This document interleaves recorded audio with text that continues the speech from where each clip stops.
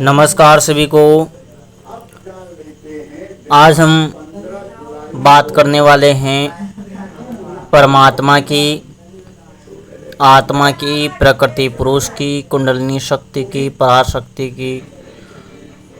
सारा जितना भी जानकारी है या जो उत्तम ज्ञान है उसकी आज हम बात करने वाले हैं। और शायद जो पूरा निचोड़ है, भले ही वो वेदों का हो, पुराणों का हो, कहीं से भी कुछ भी हो, सारा का सारा निचोड़ इसी में प्राप्त हो जाएगा। जो जिसको रस कहा जाता है, मूल ज्ञान कहा जाता है, सार जिसे कहा जाता है, उसको आज हम जानने का प्रयास करेंगे। और शायद इससे मन में उठे हुए सारे प्रश्न समाप्त भी हो सकते हैं अगर अच्छे से समझे तो। आज हम किसी भी देवी देवताओं की बात नहीं करने वाले हैं। आज हम सत्य ज्ञान की बात करने वाले हैं, जहाँ पर देवी देवताओं का कोई नाम आता नहीं है। आज केवल परमात्मा का नाम आएगा, आत्मा का नाम आएगा, कर्मों का नाम आएगा। जिसको भले ही आध्यात्मिक आधार पर समझने का प्रयास करे या भौतिक आधार पर समझने का प्रयास करे, वैज्ञानिक आधार से समझने का प्रयास करे, किसी भी तरीके से आप इसे समझ सकते हैं। तो शुरुआत करते हम परमात्मा की। हालांकि हमने हमेशा ही निम्न स्तर से उच्च स्तर की बात की है, लेकिन आज हम उच्च स्तर से निम्न स्तर की बात कर रहे हैं ताकि हम हर चीज़ को अच्छे से समझ सके। सर्वप्रथम हम बात कर रहे हैं परमात्मा की। परमात्मा एक हैं, परमात्मा अनेक नहीं हैं। इसीलिए परमात्मा सिर्फ एक ही जगह विराजमान हैं। परमात्मा हर जगह नहीं है। परमात्मा की शक्ति हर जगह मौजूद है। हर जगह मौजूद यानी हर जगह मौजूद, प्रत्येक जीव में मौजूद हैं, प्रत्येक कण कण में मौजूद हैं। कणों को तो वैसे इतनी आवश्यकता नहीं है, जीवों को ही आवश्यकता है परमात्मा की शक्ति की, जिसको कहा गया है आत्मा। आत्मा जिसको भगवत गीता में भी बताया गया है, उसके बारे में बताया गया है, लेकिन साधारण शब्दों में समझने का प्रयास करें तो इस आत्मा को परमात्मा की शक्ति कहा जाता है। और ये है ज्ञान, मूल ज्ञान की हम बात कर रहे हैं। परमात्मा तो एक ही है, इसलिए वह हर जगह मौजूद नहीं हो सकता। परमात्मा का कोई घर भी होगा तो वो भी एक ही जगह होगा। परमात्मा के घर भी अलग अलग नहीं होंगे, एक ही घर होगा, एक ही स्थान होगा। इसीलिए परमात्मा हर जगह मौजूद नहीं है। परमात्मा की शक्ति हर जगह मौजूद है। जिसको व्यक्ति के भीतर, जीव के भीतर समझने का प्रयास करें तो जिसे कहा जाता है आत्मा। थोड़ा और विभाजित करें तो इसे कहा जाता है पराशक्ति, जिसका कोई फिजिकल फॉर्म नहीं है, कोई आकार प्रकार नहीं है, उसको कहा जाता है पराशक्ति। जैसे मान लो मैंने माता काली को याद किया, माता काली को बुलाया, तो माता काली मेरे समक्ष प्रत्यक्ष आई, तो वह प्रकृति है, वह जो पराशक्ति है उसका एक अंश है, जिसको कहा गया है माता काली, जो कि प्रकृति है। जितनी भी फिजिकल फॉर्म में चीजें दिखाई देती हैं, भले वह स्थूल जगत में दिखाई दे या सूक्ष्म जगत में दिखाई दे, सब प्रकृति के अंतर्गत आते हैं। और उनके भीतर जो बात करने की क्षमता है वो मन की वजह से है। लेकिन जो परमात्मा की शक्ति है वह पराशक्ति है, आत्मा है, जिसका कोई फिजिकल फॉर्म नहीं है। और भगवत गीता में तो उसके बारे में जानकारी भी दी गई है कि जिसे पंच तत्वों से नष्ट नहीं किया जा सकता, क्योंकि वह जो पंच तत्व हैं, मन बुद्धि अहंकार और पंच तत्व, यह प्रकृति के अंतर्गत आते हैं और आत्मा इनसे भी परे है। इसीलिए उसे पराशक्ति कहा गया है, आत्मा कहा गया है। आत्मा अनेक हैं, हर जगह मौजूद हैं, प्रत्येक जीव में मौजूद हैं, जिसके बारे में कहा गया है कि पंच तत्वों से उसे नष्ट नहीं किया जा सकता, ना ही उसका जन्म होता है, ना ही मृत्यु होती है। उस आत्मा की हम बात कर रहे हैं जिसको भगवत गीता में परा प्रकृति कहा गया है, पराशक्ति कहा गया है, और भौतिक आधार पर समझने का प्रयास करें तो यह कुंडलिनी शक्ति है जो प्रत्येक जीव के भीतर विराजमान है। उसी की वजह से प्रत्येक व्यक्ति चलायमान है, चल रहा है, वह परमात्मा की शक्ति है। एक छोटे से छोटा कोई कीड़ा भी है तो उसको भी परमात्मा की शक्ति ही चलाने दे रही है, परमात्मा की शक्ति ही उसे चला रही है। जितनी भी चीज़ें हैं, सजीव हैं, सबके भीतर परमात्मा की शक्ति मौजूद है। इसलिए हम यह कह सकते हैं कि परमात्मा की शक्ति प्रत्येक जगह विराजमान है, प्रत्येक जगह स्थित है, हर जगह मौजूद है परमात्मा की शक्ति। वह शक्ति कैसे जागृत होती है? खुद पर विश्वास होना चाहिए। आत्मशक्ति जिसको कहा गया है वह खुद पर ही विश्वास करने की है। खुद पर विश्वास करने के बाद आता है जो भी हमारा इष्ट वगैरह है, उस परमात्मा के एक अंश को हम प्रकृति के रूप में समझने का प्रयास करते हैं तो उसका एक फिजिकल फॉर्म हो जाता है, जिसके हाथ पैर आँख नाक कान सब होते हैं। उस स्वरूप की हम पूजा करते हैं तो वह हमारा इष्ट देव हो गया या इष्ट देवी हो गया, जिसका एक फिजिकल फॉर्म है, जिसका आकार है, जो साकार रूप है, वह प्रकृति और पुरुष के अंतर्गत आता है। प्रत्येक चीज़ें जो भी हैं जिनका फिजिकल फॉर्म है वो प्रकृति के अंतर्गत आती हैं, भले वो स्थूल फिजिकल फॉर्म हो या सूक्ष्म फिजिकल फॉर्म हो। जिनका कोई एक शरीर का ढांचा है, भले वो भौतिक स्तर पर नहीं है, आध्यात्मिक स्तर पर हैं, सूक्ष्म स्तर पर हैं, जिनको भले व्यक्ति सिद्धियां कहे, वो सब प्रकृति के अंतर्गत आते हैं। जो भी चीज़ें आपको आंखों से दिखेगी या सूक्ष्म दृष्टि से दिखेगी, सब प्रकृति के अंतर्गत आती है। और जिसको सूक्ष्म दृष्टि से भी नहीं देखा जा सकता वह आत्मा है, जिसको पराशक्ति कहा गया है, जिनके अलग अलग कणों के रूप में बिखरी पड़ी हैं। जैसे कि ऑक्सीजन को हम समझ नहीं सकते कि ऑक्सीजन किस जगह है, उसी प्रकार यह परमात्मा की शक्ति, पराशक्ति हर जगह मौजूद हैं, प्रत्येक प्राणी के भीतर मौजूद हैं। यहाँ तक कि किसी पत्थर को भी बांधे रखने का काम कर रही हैं, जो उसे बिखरने नहीं दे रही हैं, वहाँ भी परमात्मा की शक्ति है। परमात्मा नहीं है, परमात्मा की शक्ति है। परमात्मा तो अपने ही स्थान पर जहाँ जाने के बाद जन्म और मृत्यु के बंधन से मुक्त हो जाता है व्यक्ति, उस स्थान पर विराजमान है।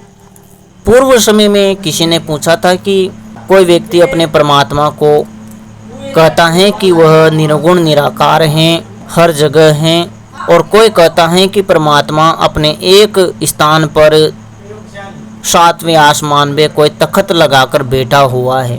वह दोनों ही बात सत्य हैं, लेकिन अलग अलग आधार पर हैं। जो एक परमात्मा है उसका एक फिजिकल फॉर्म मान सकते हैं, जिसका फिजिकल फॉर्म है उसका एक स्थान भी होगा, और उसी की एक शक्ति है पराशक्ति, जो व्यक्ति के सूक्ष्म शरीर को उसके भौतिक शरीर से जोड़े रखने का काम करती है, जिसको आत्मा कहा गया है, ज्ञान कहा गया है। ज्ञान के आश्रय को ही आत्मा कहा जाता है। पराशक्ति वह है, शक्ति से भी परे की शक्ति है, जो इसीलिए उसे पराशक्ति कहा गया है।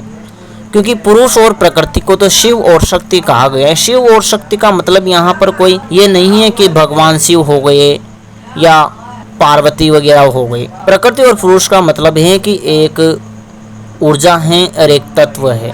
साधारण भाषा में समझे तो प्रत्येक जितने भी देवता वगैरह हैं, कोई सिद्धियां हैं, गण वगैरह हैं, जो पुरुष वाले हैं, वो सब शिव के अंतर्गत आएंगे, और जितनी भी स्त्री शक्तियां हैं वो प्रकृति के अंतर्गत आएगी, जिनका फिजिकल फॉर्म है। जितने भी फिजिकल फॉर्म हैं सूक्ष्म जगत के या स्थूल जगत के, वो सब प्रकृति और पुरुष के अंतर्गत आएंगे ही सही। जिनको हम, जो पुरुष हैं उसको हम मन के आधार पर समझ सकते हैं। पुरुष को ब्रह्म कहा गया है और मन भी वह ब्रह्म ही है, जिसका कोई आकार प्रकार नहीं है। और प्रकृति को समझे तो प्रकृति हमारा एक ये शरीर है, पंच तत्वों का शरीर है, जिसमें हालांकि मन बुद्धि अहंकार सब आ जाता है। इसीलिए प्रकृति और पुरुष एक साथ चलते हैं। इस वजह से पृथ्वी जल अग्नि वायु आकाश मन बुद्धि अहंकार ये भी एक ही साथ चलते हैं, जिसको भगवत गीता में अपरा प्रकृति कहा गया है और प्रा प्रकृति की ओर जाने के लिए कहा गया है। जिसको कुंडलिनी शक्ति कहा गया है। प्रत्येक व्यक्ति के भीतर कुंडलिनी शक्ति है। जब तक उस शक्ति को जानने का प्रयास नहीं करेगा, व्यक्ति खुद को जानने का प्रयास नहीं करेगा, तब तक परमात्मा की ओर व्यक्ति नहीं बढ़ सकता। वह प्रकृति और पुरुष में ही अटका रहेगा और उसका जन्म और मृत्यु होता ही रहेगा। उसे कोई नहीं बदल सकता, कोई भी देवी देवता नहीं बदल सकता। व्यक्ति को खुद के ही प्रयास से जन्म और मृत्यु से परे जाना पड़ेगा। ये दो चक्र हैं, मतलब एक चक्र है जिसके दो हिस्से हैं, जिसको हम साधारण भाषा में दिन और रात बोल सकते हैं। भौतिक स्तर पर जन्म और मृत्यु बोल सकते हैं। आध्यात्मिक स्तर पर पाप और पुण्य बोल सकते हैं। प्रकृति पुरुष बोल सकते हैं। मन और शरीर बोल सकते हैं। यह एक यह समय का घेरा है एक प्रकार से, जिसको पूर्व समय में समय न कहकर उसको काल कहा गया है, क्योंकि पहले समय को समय नहीं कहा जाता था, काल कहा जाता था। कई साधनाओं में यही आता है, वर्तमान, भूतकाल, दृश्य। तो उस समय भी उसको काल ही कहा गया था। अब कुछ लोगों ने काल को, पता नहीं, काल को भी भगवान बना दिया है और कहते हैं कि काल एक भगवान ऐसे हैं, काल भगवान, जिनका कोई आकार प्रकार कुछ भी नहीं है। अरे सीधी भाषा में समझो ना, काल यानी समय है, और ना ही समय का कोई आकार है ना ही प्रकार है। समय तो समय है, समय को क्या देख सकते हैं कोई, वो तो निर्गुण निराकार है। समय तो है ना, मन ही तो समय है।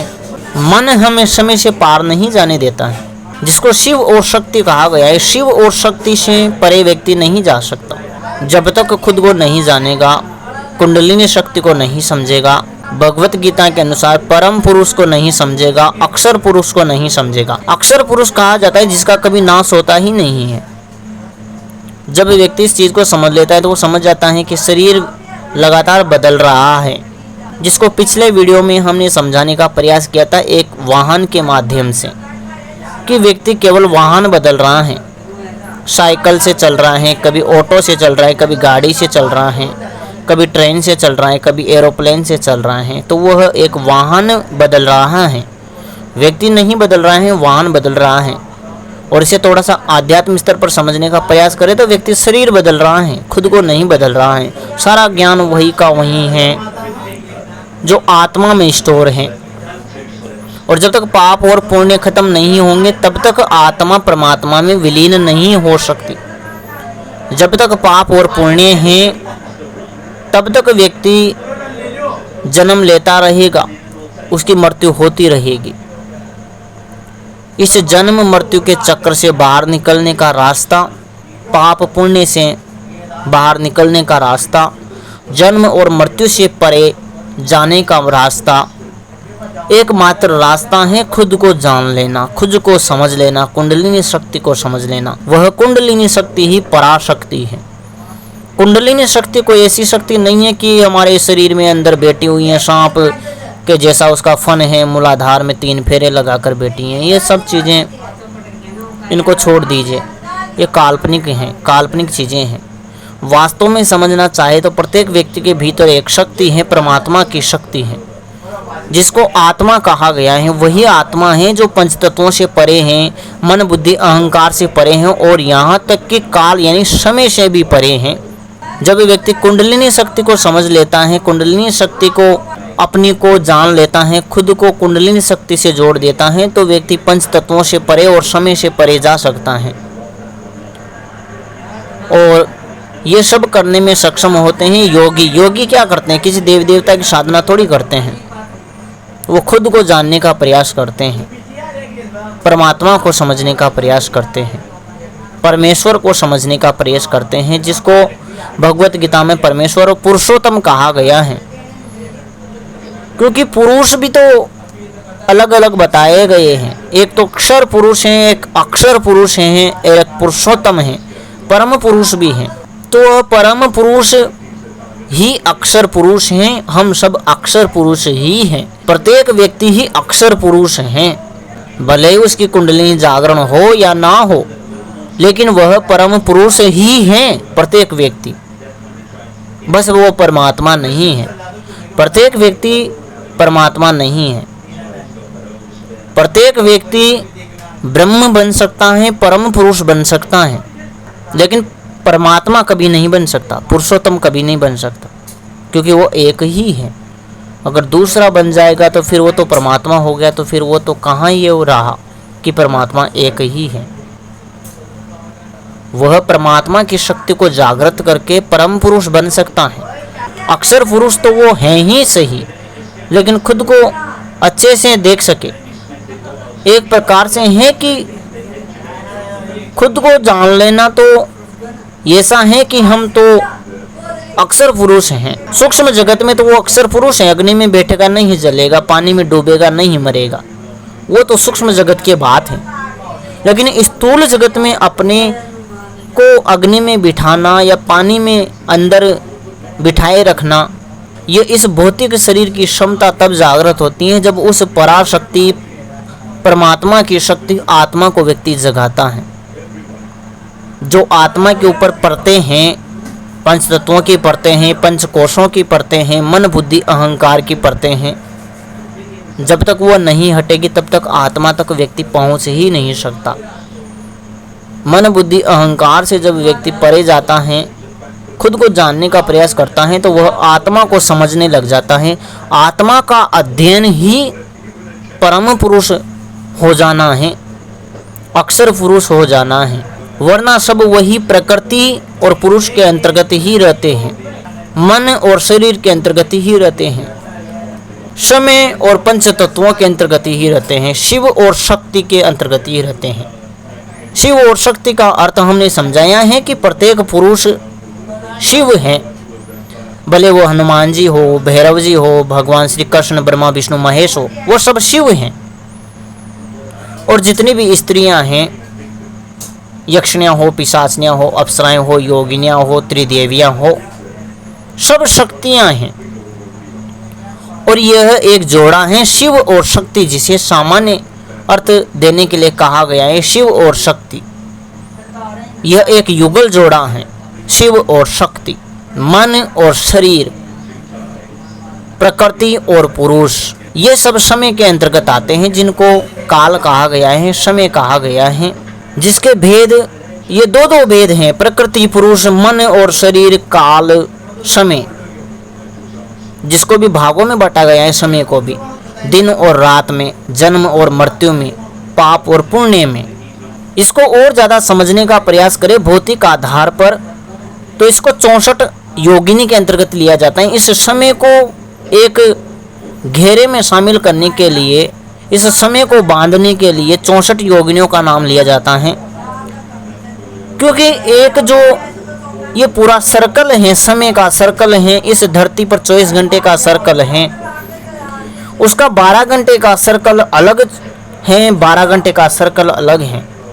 ये दो भागों में बटी हुई हैं सारी चीजें, दिन और रात, सूर्य और चंद्रमा, पाप और पुण्य, ईड़ा और पिंगला, जन्म और मृत्यु, सुबह और शाम, ये इस बीच का एक मार्ग है जिसको सुषुम्ना कहा गया है, समय कहा गया है। उस समय के बीच से निकलने का रास्ता है सुषुम्ना, जिसको कुंडलिनी कहा गया है। ये मार्ग है उस कुंडलिनी का, उस आत्मा की शक्ति को जगाने का, जिसको सुषुम्ना कहा गया है। और यह प्रक्रिया की जाती है उस समय जब ना तो दिन हो ना ही रात हो, ना तो दिन में करनी है ना ही रात में करनी है। तो फिर विचार आता है कि ना दिन में करना है ना रात में करना है, तो फिर कब करना है प्रक्रिया? फिर तो कुछ बचा ही नहीं, दिन और रात के अलावा तो है ना समय। सुबह और शाम का समय ऐसा है जो ना तो दिन में आता है ना ही रात में आता है। सुबह का समय जब ना तो रात हो ना ही सूरज निकला हो, जिसको ब्रह्म मुहूर्त कहा जाता है। यह उस परमात्मा की ओर जाने का एक मार्ग है। शाम का भी वही मार्ग है जब सूरज तो डूब चुका हो लेकिन रात नहीं हुई हो। ये उस मार्ग है 12-12 के टाइम का बीच का मार्ग। इसके अलावा बाकी सब चीजें दिन और रात में आती हैं, जन्म और मृत्यु में आती हैं, पाप और पुण्य में आती हैं, जिसमें सूरज उगने से पूर्व खुद को जानना पड़ता है। यानी कि सूर्य का जन्म ना हुआ हो और उस समय जब सूर्यास्त हो चुका हो लेकिन उसका प्रकाश हो, सुबह शाम की प्रक्रिया है। यह है सुषुम्ना मार्ग। वह जो 24 घंटे का समय है उसको 64 योगिनियों में बांटा गया है, 32 भागों में बांटा गया है। और वह जो 12 घंटे का समय है सूर्य का जो कहा गया है ना आदित्य, 12 बताए गए हैं।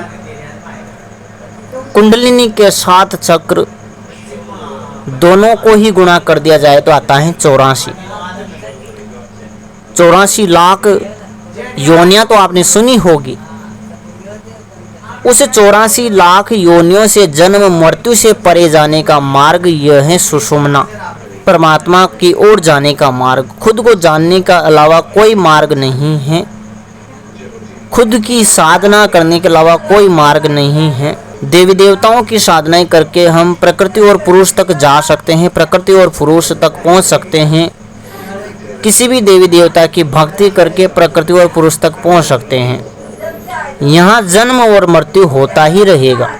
वो सब भी इस प्रकृति और पुरुष के अंतर्गत आते हैं।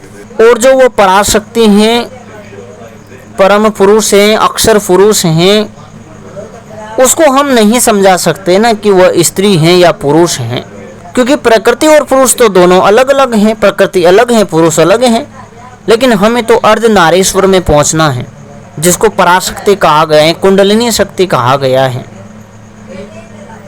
परम पुरुष कहा गया है, अक्षर पुरुष कहा गया है, उस परमात्मा की शक्ति कहा गया है, आत्मा जिसे कहा गया है, वह मार्ग है। वहां तक हमें पहुंचना है। इसे थोड़ी और सरल भाषा में समझाने का प्रयास करें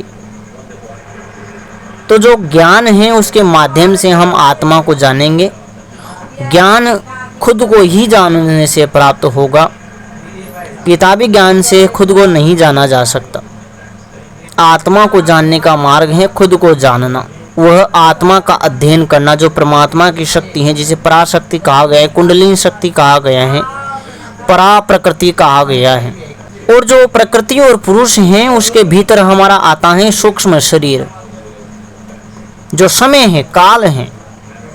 3 काल बताए गए हैं, वर्तमान, भूतकाल और भविष्य काल। वैसे ही हमारे शरीर के भी 3 भाग हैं, जिसमें सूक्ष्म शरीर है, कारण शरीर है, हमारा एक भौतिक शरीर रहा। ये 3 का जोड़ा है समय के अंतर्गत। और वह समय शून्य है, जहाँ पर व्यक्ति लगता है कि मैं हूँ, लेकिन कहाँ हूँ, क्यों हूँ, कैसे हूँ, उसका कोई जवाब नहीं है।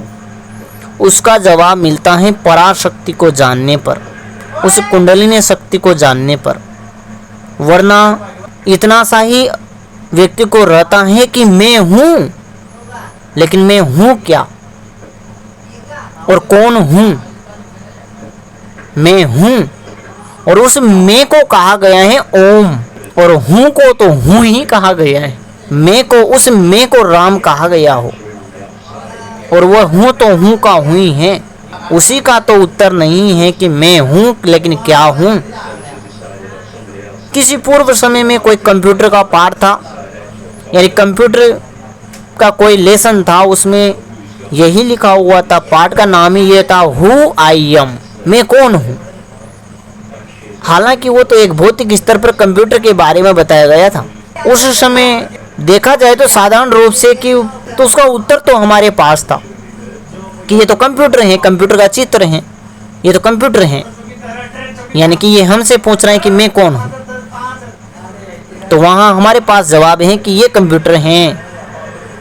और जब यही प्रश्न व्यक्ति खुद पूछे कि मैं कौन हूँ, तो फिर जवाब मिलना बंद हो जाता है।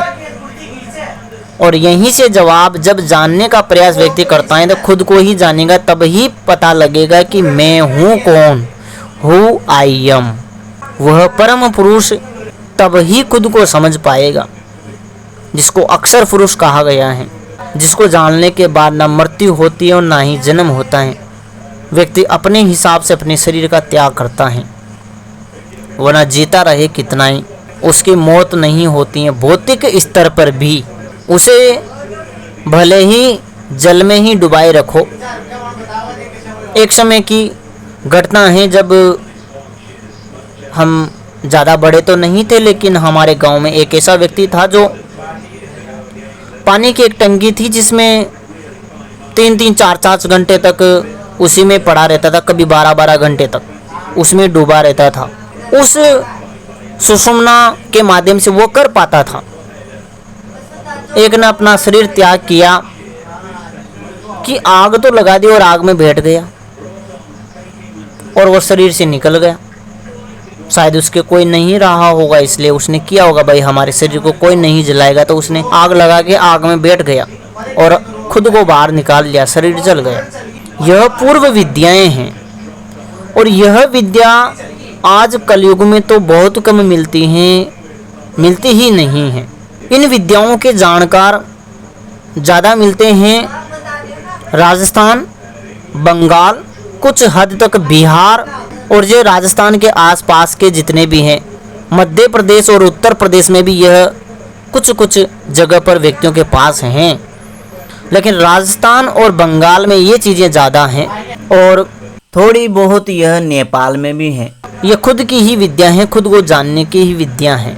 वह परमात्मा की शक्ति व्यक्ति तब ही जगा पाएगा जब खुद को जान ले, खुद की आत्मा को जागृत कर ले। तब उसके पास जवाब होगा कि मैं कौन हूँ, इस प्रश्न का जवाब होगा। दूसरा इस प्रश्न का जवाब नहीं दे सकता।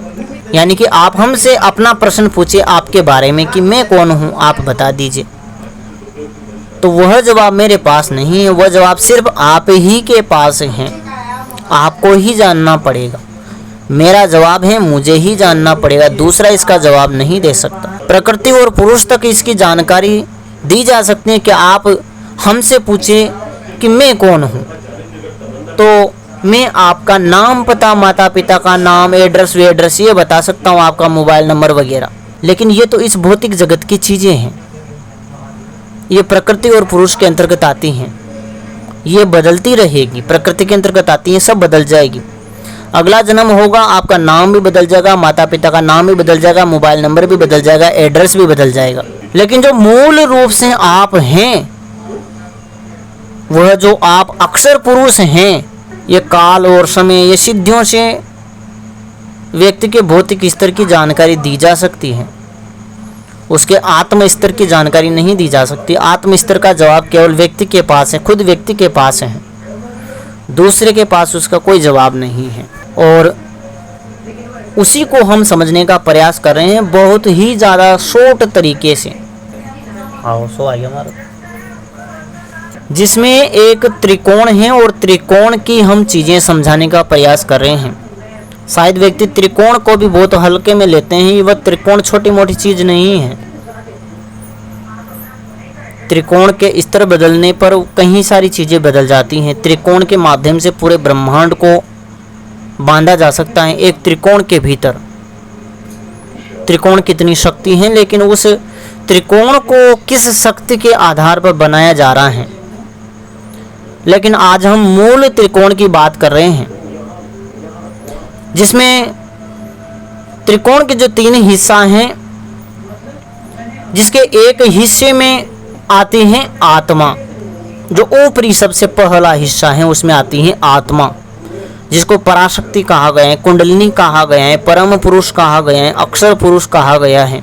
और जो निचला 2 हिस्से हैं, 2 सिरे हैं, उसके एक सिरे में आता है प्रकृति और दूसरे सिरे में आता है पुरुष, जिसको हम शिव शक्ति कह सकते हैं, प्रकृति पुरुष कह सकते हैं, ऊर्जा और तत्व कह सकते हैं।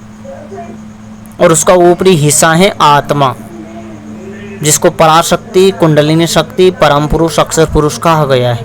और वह जो त्रिकोण हैं, वह त्रिकोण एक गोले में बंद हैं, एक सर्कल में बंद हैं, और उस सर्कल को कहा जाता है परमात्मा, पुरुषोत्तम, परमेश्वर। उस सर्कल के बाहर कुछ भी नहीं है, उस सर्कल का कोई अंत नहीं है और ना ही इस त्रिकोण का अंत है। इस त्रिकोण से भी बाहर निकलने का रास्ता केवल वही है, सुषुम्ना ही।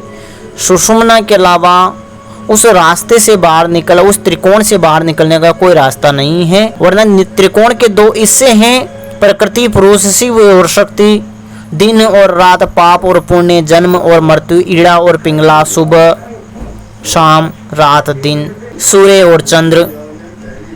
यहीं पर व्यक्ति रहेगा जो समय के अंतर्गत आते हैं, इसी समय में अटका रहेगा।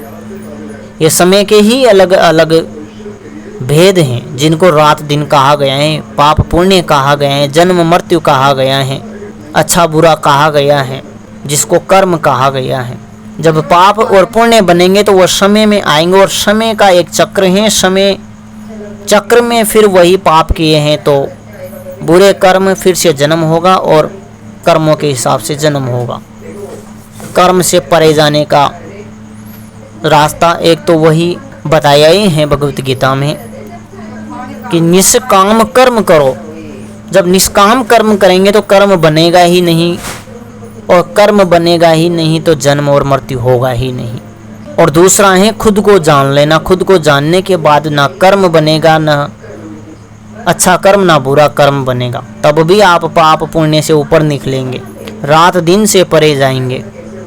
तब अपने आप को जानकर उस परम पुरुष को जान पाएंगे, अपने आप को जान पाएंगे, अक्षर पुरुष को जान पाएंगे, उस सुषुम्ना के मार्ग से खुद को जानकर कुंडलिनी को जान पाएंगे। उस चीज़ को हम समझने का प्रयास कर रहे हैं। बाकी जो समय है, काल हैं, जो शून्य हैं, जिसके अंतर्गत पाप पुण्य आते हैं, कर्म फल आते हैं, जीव आता है। जीव हम एक जीव हैं, प्रत्येक कीड़े मकोड़े में जीव हैं। कितना ही बड़ा जानवर हो, कितना ही छोटा जानवर हो, सबके भीतर जीव है।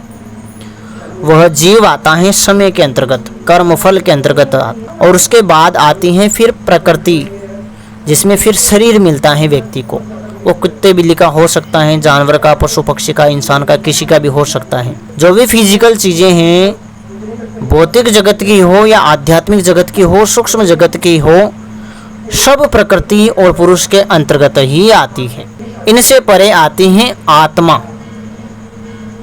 पराशक्ति, कुंडलिनी, जिसका एकमात्र अधिकार पुरुष के पास ही है। पुरुष मतलब पुरुष और स्त्री, यानी कि मानव जाति के पास ही उसका एक मार्ग है सुषुम्ना वाला।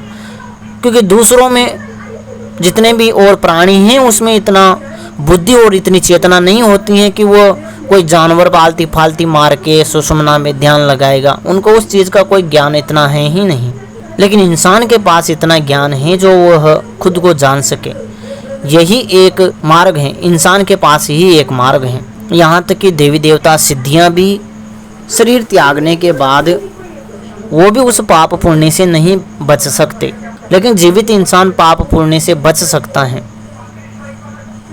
बाकी और जितनी भी चीज़ें हैं, पंचतत्व, मन बुद्धि अहंकार के अंतर्गत आने वाली चीज़ें हैं, अपराप्रकृति के अंतर्गत आने वाली हैं, अपराशक्ति के अंतर्गत आने वाली हैं, सिद्धियों के अंतर्गत आने वाली हैं, वो सब पाप पुण्य में अटके हुए हैं। प्रकृति पुरुष शिव शक्ति के अंतर्गत अटके हुए हैं। उनका जो समय है अपने लोक में वो एक दिन नष्ट होने वाला है, परिवर्तनशील हैं वो।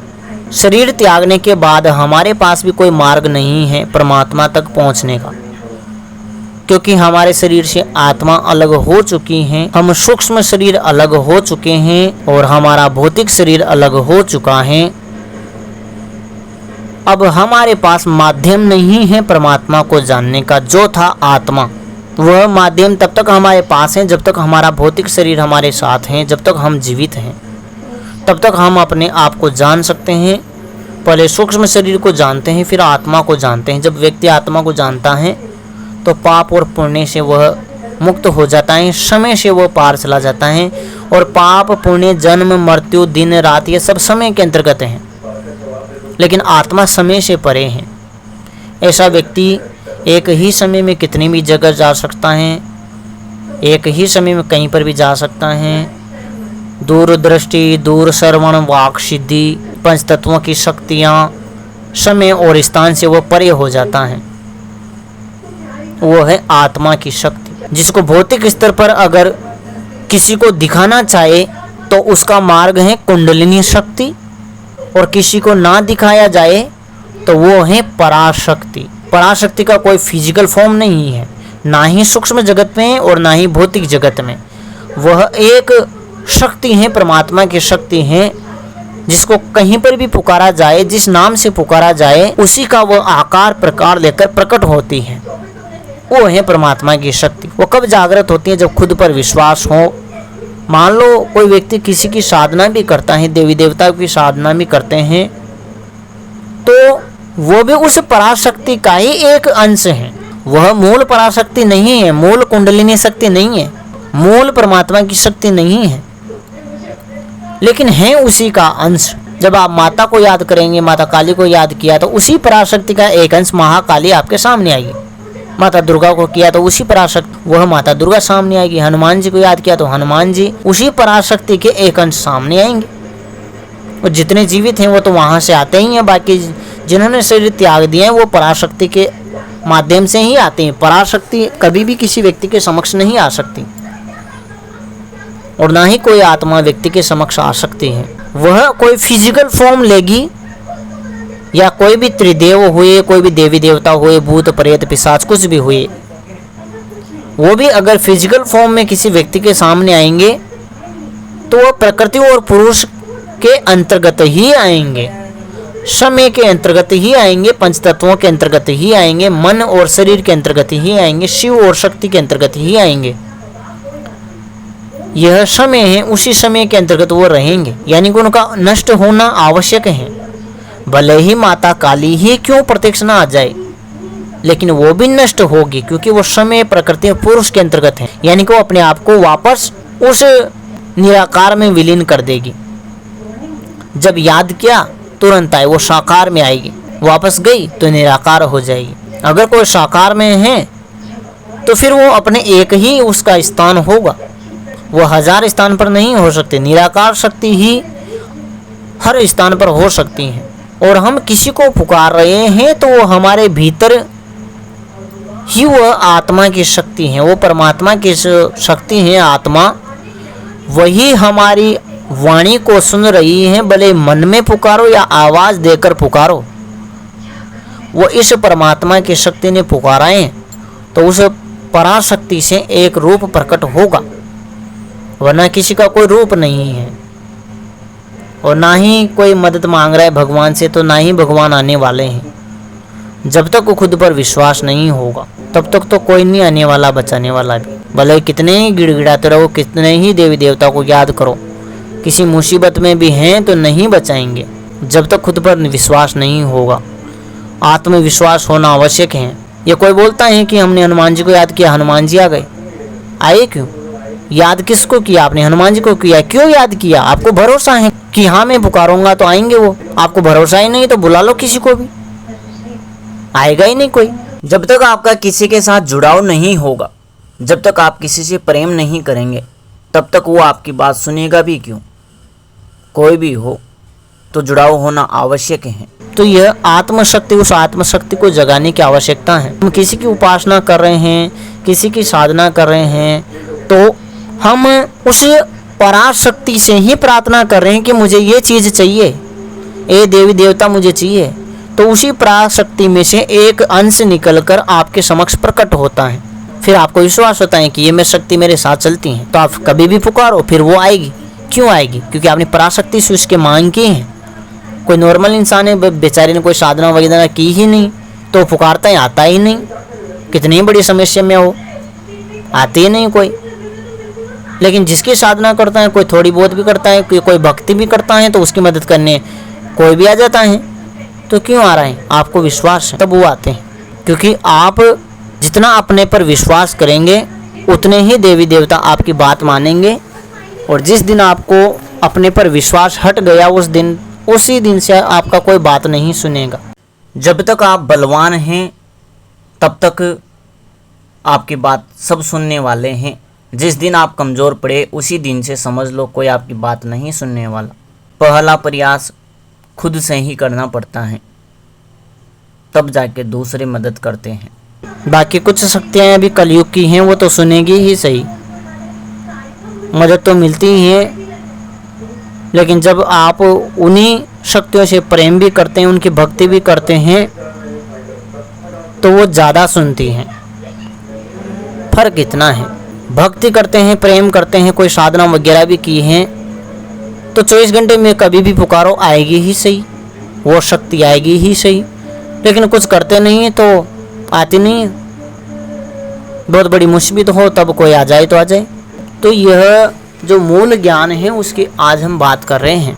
मूल ज्ञान यह है कि एक तो परमात्मा है, दूसरा उस परमात्मा की शक्ति है जो प्रत्येक प्राणी के भीतर विराजमान है, जिसको आत्मा कहा गया है, जिसको पराशक्ति और कुंडलिनी शक्ति कहा गया है, जिसे परम पुरुष की शक्ति कहा गया है, अक्षर पुरुष कहा गया है। और दूसरा है समय। पहला परमात्मा, दूसरा आत्मा यानी परमात्मा की शक्ति, और तीसरा है समय जिसके अंतर्गत आते हैं प्रकृति, पुरुष, शिव और शक्ति, रात और दिन, पाप और पुण्य, और जन्म मृत्यु यानी कि कर्म फल। सीधी भाषा में समझा जाए तो ये तीन ही चीजें इस पूरी ब्रह्मांड में मौजूद हैं। ये तीन चीजों के अलावा कुछ भी नहीं है। एक परमात्मा है, दूसरी परमात्मा की शक्ति आत्मा है जो प्रत्येक व्यक्ति के भीतर है, और तीसरा है समय, कर्म फल। जैसा कर्म करोगे वैसा फल मिलेगा। इन तीन चीजों के अलावा कुछ भी नहीं है। कर्म अच्छे हैं तो देवी देवता भी सुनते हैं, कर्म बुरे हैं तो देवता भी नहीं सुनते हैं, कोई भी नहीं सुनता है। यहाँ तक कि अगर व्यक्ति के कर्म बुरे हो गए ना तो भले कितनी ही बड़ी सिद्धि कर लो, देवी देवता आंखों के सामने भी आ जाएंगे तो भी वो बोलेंगे नहीं भैया हमारे बस का काम नहीं है, तुम्हारे कर्म ही खराब है, हम तुम्हारे कर्म को नहीं काट सकते। तो बचा क्या? तीन ही चीजें बची हैं। एक कर्म फल, दूसरी परमात्मा की शक्ति जो प्रत्येक व्यक्ति के भीतर है आत्मा। एक कर्म फल, दूसरा आत्मा और तीसरा परमात्मा। इसके अलावा कुछ भी नहीं है। ये तीन ही चीजें हैं जो व्यक्ति को उस जगह पहुंचा सकती हैं जहां पर व्यक्ति पहुंचना चाहता है। इसके अलावा कोई भी नहीं है, और ना ही कोई कर्म फलों को काट सकता है। कर्म खुद व्यक्ति को ही अच्छे करने पड़ते हैं, बाकी वही कर्म करते हैं, पाप और पुण्य करते हैं तो उसके हिसाब से अलग अलग जन्म, अलग अलग लोक प्राप्त होते हैं व्यक्ति को। और आत्मा को जानते हैं तो फिर परमात्मा में व्यक्ति विलीन होता है। एक अपना वैसे अस्तित्व तो रहता है लेकिन अक्सर वह हो जाता है, परम पुरुष वह हो जाता है। तो यही तीन चीजें हैं जानने योग्य। एक समय, दूसरा आत्मा और तीसरा परमात्मा। समय के अंतर्गत कई चीजें आती हैं जिसमें व्यक्ति के तीन शरीर आते हैं, जिनमें कारण शरीर होता है कि हमारे जन्म ये क्यों जन्म मिला, ऐसा जन्म हमारा क्यों हुआ, तो वह कारण शरीर में सब पता है भाई ये कारण क्या है इस जन्म का। और एक हमारा सूक्ष्म शरीर है जो इस भौतिक शरीर के माध्यम से कर्म बना रहा है, अच्छे और बुरे कर्म बना रहा है, जो समय में फंसे हुए हैं। और उस समय के चक्र में व्यक्ति को उस कर्म फल के अनुसार जन्म मिलता है, लोक मिलता है। देवी देवताओं की भक्ति कर ली तो कोई लोक मिल जाएगा, और लोक का समय पूरा होते हैं यानी पुण्य खत्म होते ही वापस जन्म हो जाएगा। और पाप किए हैं तो फिर कुछ गलत योनियों में जन्म मिलेगा, या फिर कर्म फल भुगतने पड़ते हैं। वही चक्र चलता रहता है। ये एक चक्र है, समय का एक पहिया है। समय जिसे व्यक्तियों ने काल कहा है, काल को भी भगवान बना दिया व्यक्तियों ने। तो अरे समय है वो, काल का मतलब क्या है? काल समय है भैया। पाप और पुण्य के अनुसार व्यक्ति की जन्म मृत्यु होती रहती है।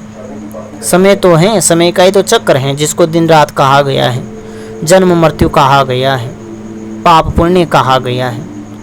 लेकिन इससे बचने का मार्ग क्या है? बचने का एकमात्र मार्ग है सुषुम्ना, जो ना तो ईड़ा है, ना ही पिंगला है, ना ही सूर्य है, ना ही चंद्रमा है, ना ही पाप है, ना ही पुण्य है, ना ही दिन है, ना ही रात है, ना ही सूर्य है और ना ही चंद्रमा है। उससे बीच का मार्ग है वो समय से पार जाने का। खुद को जानने के अलावा कोई दूसरा मार्ग नहीं है। मंत्र जप कुछ भी करते हैं, भक्ति करते हैं, साधना करते हैं, आराधना करते हैं, कुछ भी करे, भले ही कितनी बड़ी साधना कर ले, सब वही पाप पुण्य कर्म फल के अंतर्गत आते हैं, सब समय के अंतर्गत आते हैं। कोई भी सिद्धि, कोई भी शक्ति, कोई सा भी मंत्र व्यक्ति को परमात्मा तक नहीं पहुंचा सकता। परमात्मा तक पहुंचाने का एकमात्र मार्ग है आत्मा। आत्मा ही वह शक्ति है जो व्यक्ति को परमात्मा तक पहुंचा सकती है, और उसे भी तब ही जाना जा सकता है जब तक व्यक्ति जीवित है। केवल जो मानव जाति है वही उसको जान सकती है आत्मा को। कोई दूसरी प्रजाति आत्मा को नहीं जान सकती। जो मनुष्य जाति हैं, मानव जाति हैं, वही आत्मा को जानकर परमात्मा तक पहुंच सकती हैं, पाप पुण्य से परे जा सकती हैं, दिन और रात से परे जा सकती हैं, जन्म और मृत्यु से परे जा सकती हैं। तब फिर उसका ना तो जन्म होता है ना ही मृत्यु होती है। जिसका थोड़ा अंश हम यहाँ पर आपको बता दें अंतिम में कि शुरुआत में तो व्यक्ति को कोई देवी देवता पकड़ना पड़ता है, कोई इष्ट पकड़ना पड़ता है। गुरु तो वैसे निर्गुण निराकार ही हैं। गुरु तो अपनी आत्मा ही गुरु हैं, आत्मा ही गुरु हैं, आत्मा को ही गुरु मान लीजिए। जिसको एक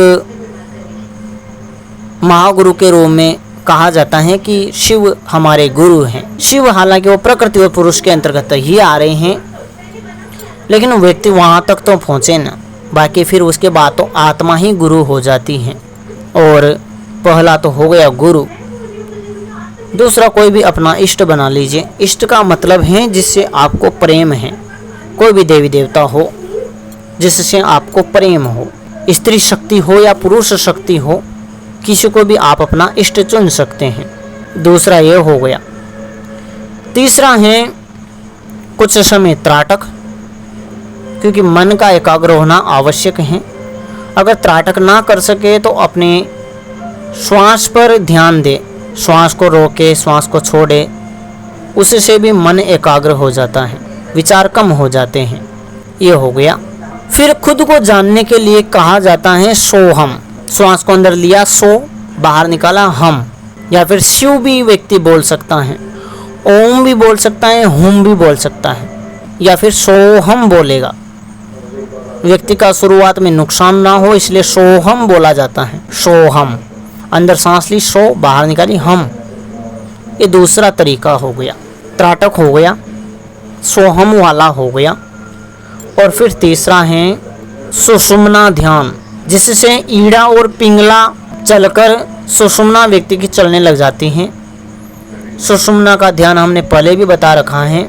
सुषुम्ना उस ब्रह्मचर्य और कुंडलिनी शक्ति को ऊपर उठाने का एक तरीका है, सुषुम्ना ध्यान है।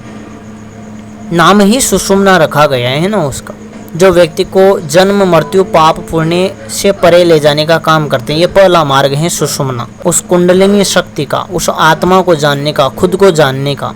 खुद का बोध करने के लिए श्वासों पर सोहम कर सकते हैं, और उस प्रकृति और पुरुष को समझने के लिए सुषुम्ना ध्यान है। और वह चेतना जागृत हो, शक्ति एकाग्र हो, उसके लिए त्राटक है। त्राटक हो गया, सुषुम्ना हो गया, सोहम हो गया।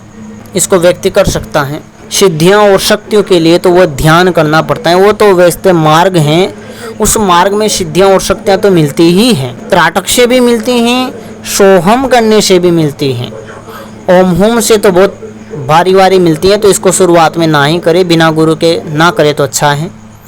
और एक है सुषुम्ना, त्राटक, सुषुम्ना और सोहम।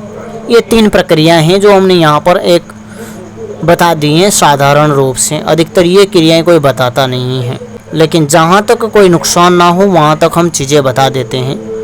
ओम हुम में नुकसान है और कुंडलिनी शक्ति को जागृत करने में भी नुकसान है, इसलिए इन चीज़ों को हम बताते नहीं हैं। लेकिन व्यक्ति सुषुम्ना ध्यान कर सकता है, इससे भी सिद्धियाँ और शक्तियाँ आती हैं, आत्मा जागृत होती है। और सोहम करने से व्यक्ति सूक्ष्म शरीर और भौतिक शरीर को समझने लग जाता है कि सूक्ष्म शरीर क्या है, भौतिक शरीर क्या है।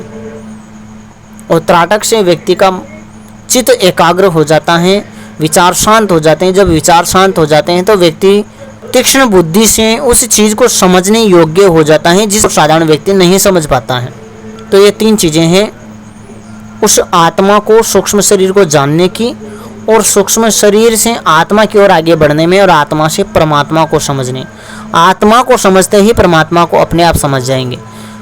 जब सूक्ष्म शरीर को आप समझ जाएंगे, सूक्ष्म शरीर को अनुभव कर लेंगे, खुद को अनुभव कर लेंगे, वहीं से अमरता की यात्रा प्रारंभ हो जाती है। ये चीज़ें हमने की हैं, इसलिए हम आपको बता रहे हैं, और जहाँ तक नुकसान नहीं वहाँ तक हम बताते हैं।